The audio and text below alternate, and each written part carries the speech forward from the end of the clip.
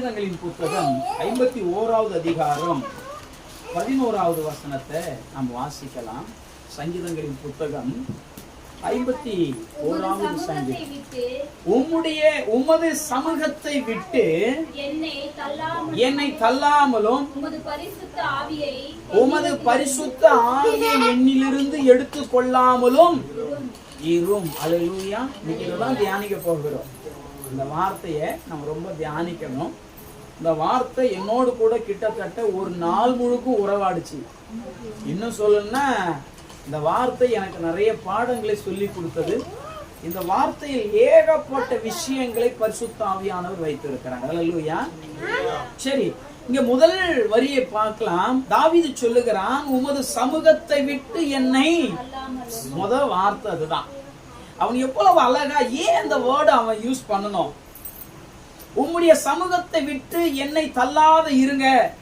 ஏன் அந்த வார்த்தையை அவன் சொல்ல வேண்டுமானால், பத்சேபாளிடத்தில் அவன் தவறாய் நடந்து கொண்ட ஒரு சம்பவத்தினாலே அவன் பாவத்தை உணராமல் இருக்கிற போது ஊழியக்கார் மூலமாய் அவருக்கு பாவத்தை உணர்த்துகிற ஒரு சம்பவத்தை தேவன் ஏற்படுத்துகிறார். ஆமென்.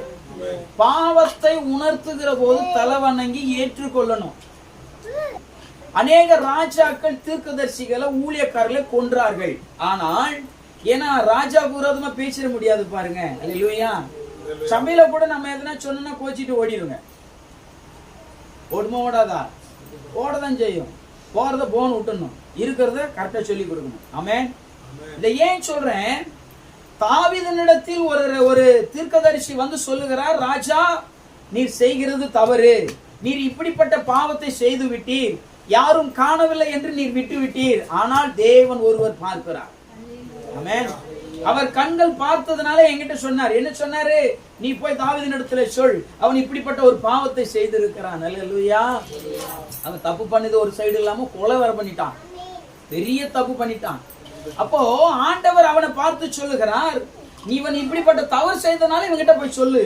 சொன்ன உடனே அவன் ஏற்றுக்கொண்டு மனமாறி அழுது புலம்பி அவன் ஆண்டவர் சமூகத்தில் அர்ப்பணிக்கிறான். அப்படி அர்ப்பணிக்கிற போது இந்த சங்கீதம் எழுதப்படுகிறது. அப்படி எழுதின வார்த்தைகளில் ஒரு வார்த்தை தான் முக்கியமான வார்த்தை. 11:10 வாசிங்க. தேவனே சுத்தமான இருதயத்தை என்னிலே சிருஷ்டியும். முதல்ல அவன் சொல்றான், முதல்ல சுத்தமான இருதயம் எனக்குள்ள இப்ப இல்ல. இப்ப எனக்குள்ள என்ன இருக்கு அப்படின்னா, பிசாசால் நிறையப்பட்ட ஒரு இருதயம் இருக்கு. பிசாசானால் உள்ள வந்து உட்கார்ந்துட்டு என்னை கெடுத்துட்டான். தயவு செய்து எனக்குள்ளே சுத்த இருதயம் இல்ல. இப்போது எனக்குள் சுத்த இருதயத்தை சிருஷ்டினா புதுசா ஒரு இருதய ஆபரேஷன் பண்ணுங்கன்றான். ஆமென். ஒரு இதய ஆபரேஷன், ஒரு ஆத்தும ஆபரேஷன் நீங்க செய்ய வேண்டும். ஏனென்றால் இப்போது என் இருதயம் பாவத்தில் நிறைந்திருக்கிறது. என் இருதயம் துக்கத்தில் நிறைந்திருக்கிறது. என் இருதயம் வேதனையில் நிறைந்திருக்கு. ஏன் என்றால் இப்படிப்பட்ட பாவத்தை நானா செஞ்சிட்டேன். அவன் வேதனை படுறான், கலங்குறான், அழுகிறான், புலம்புறான். காரணம் என்ன? ஒரு பாவம் நம்ம செய்த போது நமக்கு உணர்த்தப்படுமானால் தலை வணங்கணும், தலை வணங்கணும். ஆமா நான் தப்பு செஞ்சுட்டேன், ஆண்டவரே என்னை மன்னிங்க, ஆண்டவரே என்னை மன்னிங்க அப்படின்னு சொல்லி நம்ம கேட்கிற போதுதான் ஆண்டவர் நமக்கு இன்னும் கிருபைகளை கொடுக்கிறார். ஆமென். நீங்களா செய்யலாம், நாங்க செய்யக்கூடாதா? நீங்க பேசலாம், நான் பேசக்கூடாதா? நீங்க சொல்லலாம், நான் சொல்லக்கூடாதா? இப்படி கேட்பது ஏற்றுக்கொள்ளுகிறவர்கள் அல்ல, மடக்கி மடக்கி குற்றத்தை கண்டுபிடிக்கிறவங்க. ஆமென். அல்லேலூயா. அப்போ தாவீது ராஜாவா இருக்கிறான், தேவனுடைய இருதயத்துக்கு ஏற்ற தாசன். அப்பேற்பட்ட ஒரு மனுஷன் ஊழியக்காருக்கு முன்னதாய் கை கட்டி நிக்க வேண்டிய நிலைமை வந்திருக்கிறது. ஆமென். ஆனாலும் அவன் ஏற்றுக்கொண்டான். அவ்வளவு பெரிய ராஜா, முடிஞ்சா கொண்டு இருக்கலாம், ஆனா கொலை செய்யல. அவன் வணங்கி கேட்கிறான், சொல்லுங்க நான் தப்பு பண்ணிட்டேன்னா. ஆமென். இன்னைக்கு தவற ஒத்துக்கொள்ளுகிற ஆட்கள் குறைவு. வித்தின் பாஸ்டர்ஸ் என்னையும் சேர்த்தா சொல்றேன். பாஸ்டர்ஸ் கூட தப்பு ஒத்துக்கிறது கிடையாது, விசுவாசிகள் தவற ஒத்துக்கிறது கிடையாது, சபைகள் இன்னைக்கு தவற ஒத்துக்கிறது கிடையாது. அநேக ஊழியம் செய்கிற அநேக குடும்பங்கள் உண்டு, ஒத்துக்கிறது கிடையாது. விசுவாசிகள் ஒத்துக்கிறது இல்ல. பாஸ்டர் நீங்க சொல்லலாமா, நான் அப்படிப்பட்ட ஆளா? இப்ப நீ இருக்குன்னு ஆண்டவர் சொல்லி இருக்கிறாரு, ஏற்றுக்கொள்ள மனதில்லை. அல்லேலூயா சொல்லுவோமா? அந்த வசனம் சொல்லுகிறது, உங்களுடைய சமூகத்தை விட்டு என்ன தள்ளாம இருங்கன்னா, என் இருதயம் இப்ப சுத்தம் இல்லாம இருக்கு, கொஞ்சோண்டு சுத்திகரிக்க ஒரு வேலை காட்டுங்க. ஒரு வேலையை பாருங்க. ஆமென் சொல்லுவோமா? அப்ப சுத்திகரிப்பு வேலை மிக மிக மிக முக்கியமான ஒன்று. சுத்திகரிப்பு கால் வராங்களா பாருங்க, சொல்லுங்க. நீங்க நைட் எல்லாம் நல்லா சாப்பிட்டீங்க, காலைல ரெஸ்ட் ரூம் போகல, குளிக்கல, அப்படியே எல்லா வேலையும் செஞ்சிட முடியுமா? சொல்லுங்க. கழுவிதானே ஆகணும் இல்லையா? இன்கம் ஒண்ணு இருந்தா அவுட் கோயிங் ஒண்ணு இருக்குதானே செய்யணும். பாவம் உள்ள வந்துச்சு, இப்ப வெளியே போறதுக்கு வேற வழியே கிடையாது. இதயத்தை என்ன பண்ணணும்? சுத்திகரித்து ஆக வேண்டும். ஆமென் சொல்லுமா? அப்ப சுத்திகரிப்பு என்பது ஒவ்வொரு மனிதனுடைய வாழ்க்கையிலும் ஒவ்வொரு நாளும் நடக்க வேண்டிய ஒன்று. ஆமென். அது எனக்கு டெய்லி நடக்கணும் அப்படின்னு நினைக்கணும். முதல்ல நாம் அநேகரை குற்றவாளி சொல்லக்கூடாது. முதல்ல நான் எப்படி இருக்கிறேன்னு பார்க்கணும். ஆமென். நான் முதல்ல அதனால ஆண்டவர் அழகா சொன்னார், உன் கண்ணில் இருக்கும் உத்திரத்தை முதல்ல எடுறா ராஜா, பிறகு உன் சகோதரனுடைய கண்ணில் இருக்கும் உத்திரத்தை நீ கண்டு சொல்லலாம். ஆமென் சொல்லுவோமா? இன்னைக்கு அநேகர் அப்படி இல்லை. என் இருதயம் சுத்தமா இருக்கான்னு பார்ப்பது இல்ல, மத்த இருதயத்தை கை காட்டுற ஆட்கள் தான் இன்னைக்கு அதிகம். ஆமென். நான் சொல்றேன், முதல் நீ உன்னைய பார். இப்படி நான் ஜெபம் பண்ணி கொண்டு இருக்கும்போது தான் ஆண்டவர் எனக்கு அந்த பாட்டு கொடுத்தார். எழுப்புதல் எனக்குள்ளே. முதல் எழுப்புதல் தேசத்துல இல்ல, என் குடும்பத்துல இல்ல, சபையில இல்ல. முதல் எழுப்புதல் எனக்குள்ள. எனக்குள் பாவ உணர்வு ஒண்ணு வந்துச்சுன்னா, எனக்குள் சுத்த இருதயம் சிருஷ்டிக்கப்படும் வர எனக்குள் எழுப்புதல் வராது. ஆமென். ஒரு மணி நேரம் ஜெபிங்கன்னா எத்தனை பேரால் ஜெபிக்க முடியுது? சொல்லுங்க, சொல்லுங்கப்பா. பண்ண முடியறது இல்ல. ஜெபிக்கணும், ஒரு மணி நேரத்தை தாண்டி போகணும். இப்போ ஏனோக்குக்கு என்ன ரொம்ப பிடிச்சிருச்சு. எங்க பாஸ்டர் அப்படின்னா உயிர்னு சொல்றான்னு வச்சுக்கோ. சொல்றியாடா? சரி, சோத்திரம் சொல்றானா? நம்பிதான் ஆகணும். ஆமா, சரி சொல்றான்னு வச்சுக்கோங்களேன். சொல்றவன் என்னோட பேசுறதே இல்ல, கான்டாக்டே கிடையாது. எங்கேயா பார்த்தா பாஸ்டர் நல்லா இருக்கீங்களா, ரொம்ப தாங்க எங்க பாஸ்டர் மாதிரி, ஐயோ உலகத்துல யாருன்னு சொல்லிட்டு அம்மான்னு போயிட்டான். இதுக்கு பேர் பாசமா? பாசம்னா என்ன பண்ணுவான்? போன் வந்துனே இருக்கான். பாஸ்டர் எங்க பாஸ்டர், பாஸ்டர் அங்க இருக்கிற பாஸ்டர், பாஸ்டர் எப்படி பாஸ்டர், உடனே நேரில் வருவான், மணிக்கணக்கு பேசுவான். இப்போ சாதாரண ஒரு உறவு, அவனுக்கு என்னால ஒண்ணு கிடையாது, என்னால அவனுக்கு ஒண்ணு கிடையாது, இயேசு நாமத்துல ஒண்ணும் கிடையாது, ஏதோ ஆண்டவர் கொடுத்த உறவு. இந்த உறவுக்கே இவ்வளவு தூரம் நம்ம பேசுவோம், உறவு வைப்போம், கொண்டாடுவோமானா, வானத்தையும் பூமியை உண்டாக்கின ஆண்டவரோடு இருக்கிற உறவுல நாம வீக்கா இருக்கிறோம் நான் சொல்றேன். ஆமென் சொல்லுவோமா? ஆண்டவரோடு உறவு இருக்கிறவன் அவரை விட்டு பிரியவே மாட்டான். ஒரு மணி நேரம் ஜெபம்லாம் அவனுக்கு தூசி போல. மணி கணக்கு உட்கார்ந்து சோத்திரம் சோத்திரம் சோத்திரம், ஆண்டவரே ஆண்டவரே ஆண்டவரே கூப்பிட்டுட்டே இருப்பான். அவன் இதயமெல்லாம் இயேசு நிறைஞ்சிருப்பாரு. ஆமென். அல்லேலூயா. சும்மா ஆடிக்கு ஒரு நாள் அம்மாசிக்கு ஒரு நாள்லாம் வரக்கூடாது. நமக்கு ஒன்ன புத்துயிர் வந்துடும். இன்னைக்குதான் ஆண்டவரே வெளிப்பட்டாருன்னு. அப்புறம் நேத்து எங்கடா போனாரு? சரி, நாளைக்கு வருவார பார்த்தா காணோம் அவங்கிட்ட. ஏன்னா இது மணல் மேல் கட்டப்பட்ட பில்டிங்கு, கொஞ்சம் அப்படித்தான் இருக்கும். ஆமென் சொல்லுமா? ஒரே ஒரு தண்ணி வந்துச்சு, அங்க மண்ணும் காணும் அவனையும் காணும், கட்டின பில்டிங் காணும். அல்லேலூயா சொல்லுவோமா? தாவீது சொல்றான், எனக்குள்ளே சுத்த இருதயத்தை நீ சிருஷ்டியத்தருளும், எனக்குள்ளே சுத்த இருதயத்தை நீர் வைக்க வேண்டும், ஏனால் நீர் வைக்கப்பட்ட இருதயத்தை நான் கரைப்படுத்தி விட்டேன். அல்லேலூயா. எத்தனை பேர் சொல்ல முடியும், நான் கரைப்படுத்திட்டேன் ஆண்டவரே, நான் கரைப்படுத்திட்டேன், இப்ப சிருஷ்டிக்க வேண்டும் என்று வந்திருக்கிறேன். ஆமென் சொல்லுவோமா? அப்படிப்பட்ட நிலைமையில தான் அவன் சொல்லுகிறான் 11ல, ஆண்டவரே நான் கரையா இருக்கிறேன், நான் தவறு செஞ்சுட்டேன், உங்க சமூகத்தை விட்டு மட்டும் தள்ளிடாதீங்க. ஆமென் சொல்லுவோமா? அவன் ஜெபம் வேற எதுவுமே ஜெபிக்கல. என்ன நீ அடி, என்ன உத, என்ன கொன்னு கூட போடு, ஆனா உங்க சமூகத்தை விட்டு மட்டும் என்ன தள்ளிடாதீங்க. அப்பா, அவன் அவ்வளவு பிரமாதமா ஜெபம் பண்றான். என்ன வேணாலும் பண்ணுனாதா, எனக்கு சோறு போடாத, என் இதயத்தை என்ன என் கை கால உடைச்சு போடு, இல்ல எனக்கு சொறி வரட்டும், என் பற்கள் போகட்டும், யோபு மாதிரி கூட ஆனா ஆகட்டும், இதெல்லாம் நான் யோசிக்கிறேன். இப்படி எல்லாம் ஆனாலும் பரவாயில்ல. அவன் சொல்லுறது ராஜாங்கம் கூட போகட்டும், என் பிள்ளை செத்து போகட்டும், பிள்ளை செத்து போச்சு, பிள்ளை செத்தாலும் பரவாயில்ல, இந்த ஊரே போனாலும் பரவாயில்ல, உங்க சமூகத்தை மாத்திரம் விட்டு என்ன தள்ளாம இருப்பீரானால் நான் இன்னும் உமக்காய் எழும்பி பிரகாசிப்பேன், உமக்காய் நான் இருப்பேன், உம்முடைய சாட்சியா நான் இருப்பேன்னு சொல்லி அவனுடைய பிரார்த்தனைகளில் இம்பார்ட்டடான ஒரு வார்த்தை இதுதான். எத்தனை பேர் நம்ம சொல்ல முடியும், ஆண்டவரே உங்க சமூகத்தை விட்டு மட்டும் தள்ளிறாங்க. நான் சொல்றேன், நம்ம ஜெபிக்கிறது இல்ல, செய்யறோம். சமூகத்துக்கே வர்றது இல்லை. அவர் சமூகத்துக்கு நீங்க எல்லாம் பிரயாசப்பட்டு சனிக்கிழமை போகலன்னா பாஸ்டர் திட்டுவர்னு வந்தீங்களோ என்னன்னு எனக்கு தெரியல.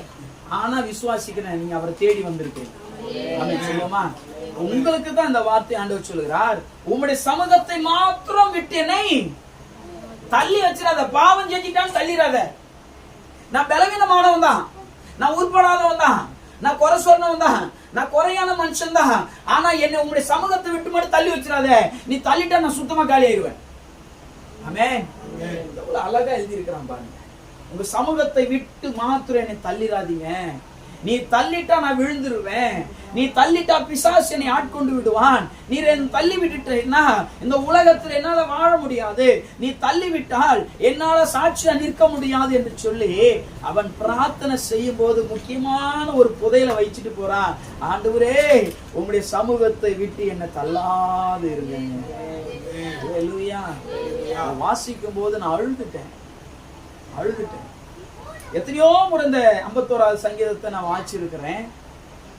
ஆனா இப்படிப்பட்ட ஒரு வேர்டு நான் உணராமல் வாசித்தது உண்டு. ஆனா உணரலையா என்னன்னு எனக்கு தெரியல.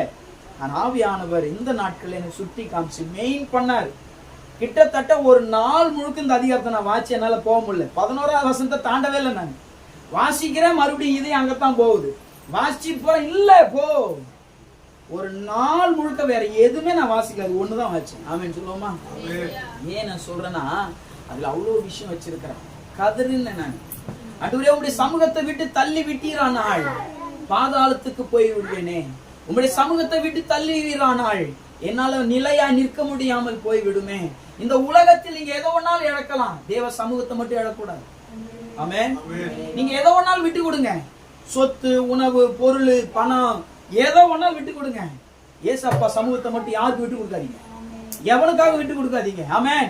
இந்த ஜெப நேரம் அது முக்கியமான நேரம். உங்களுக்கு முன்னதான் அவர் வந்து காத்திருப்பார். ஏன்னா என் பிள்ளை என்ன தேட வந்திருக்கிறது. அதான் ஆண்டவர் சொன்னார் ஊழியக்காரனை பார்த்து, நான் எங்க இருக்கிறேனோ அங்க என் வேலைக்காரன் இருக்கிறான். எவ்வளவு உரிமையா சொல்லி இருக்கிறான். நான் அதை ரொம்ப ருசிச்சு ரசிச்சு வாச்சு ரொம்ப நேசிச்ச வார்த்தைகள் அதெல்லாம். நான் எங்க இருக்கிறாங்க என் வேலைக்காரன் இருப்பான். ஆண்டவர் எங்க போனா நாங்க போகணும். அதான் அதனுடைய அர்த்தம். ஆண்டவரு என் வேலைக்காரன் எங்க இருக்கிறான்னா அங்க நான் இருக்கிறேன்னு எழுதல. இன்னைக்கு அநேகர் அப்படித்தான். நான் எங்க போனாலும் ஆண்டவர் என் கூட வருவார். நோ, ஆண்டவர் எங்க போனாலும் நம்ம அவர் கூட போகணும். இன்னைக்கு இப்படிப்பட்ட சூழ்நிலைகள் உருவாக்க முடியல. ஏன்னா இன்னைக்கு அநேகருக்கு என்ன நினைப்பு, நான் எங்க போனாலும் ஆண்டவர் என் கூட இருக்கிறாரு. வாசகம் என்ன சொல்லுது, நீ எங்க போனாலும் அவரும் கூட வரவர் அல்லப்பா, அவர் எங்கு போனாலும் நாம் அவரோடு கூட போக வேண்டும். ஆமென்.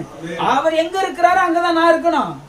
அவருக்கு பிடிச்ச இடம் எது, அவருக்கு பிடிச்சது எது, கேட்டு கேட்டு கேட்டு செய்ய வேண்டும். ஆமென் சொல்லுவோமா?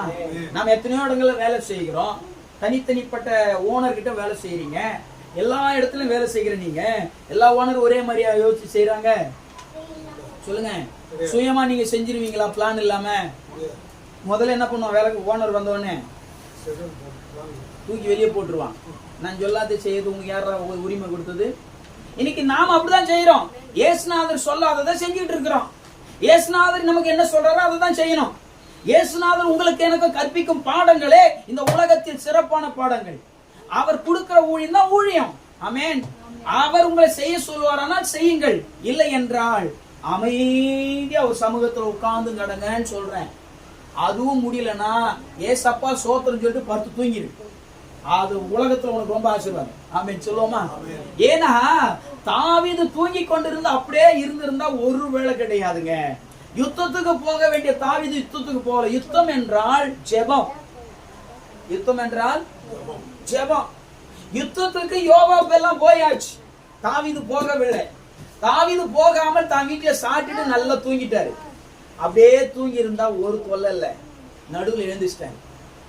சாயங்கால வேளையில் எழுந்திருச்சு அவள் அழகா மாடி மேல போய் உலாவி கொண்டு வரும்போது தவறான ஒரு காட்சியை பார்த்து பாவம் செய்ய வேண்டிய தருவாய் வந்தது. ஆமென் சொல்லுவோமா? ஜெபிக்கிற நேரத்தை நம்ம ஜெபத்துக்கு கொடுக்காமல் யாருக்கு நீங்கள் கொடுத்தாலும் அங்கே பாவம் உள்ளே வரும். ஆமென் சொல்லுவோமா? இது எனக்கும் உங்களுக்கும் ஒரே சத்தியம் தான். ஜெப நேரத்தை ஒருவனுக்கும் நீங்கள் கொடுக்க கூடாது. ஆமென் சொல்லுவோமா? ஏன் என்றால் தாவீது யுத்தத்துக்கு போன இப்ப ஜெபத்தில் நம்ம என்ன வேலை செய்யறோம்?